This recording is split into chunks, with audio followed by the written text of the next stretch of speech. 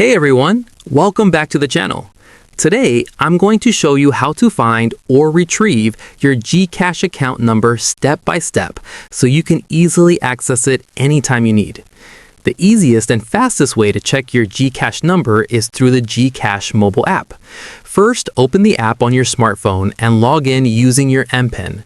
If you have trouble logging in, make sure your MPIN is correct or reset it if needed. Once you're logged in, look at the bottom of the screen and tap on Profile.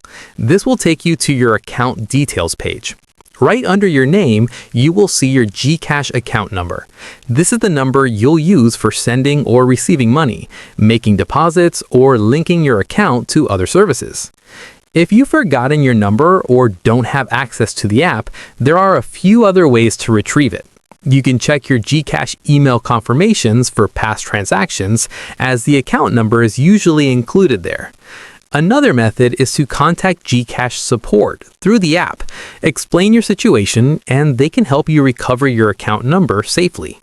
Having your GCash number handy is important for smooth transactions and to avoid any delays when sending or receiving money. If this guide helped you, like the video, subscribe to the channel, and comment below with what you want to learn next.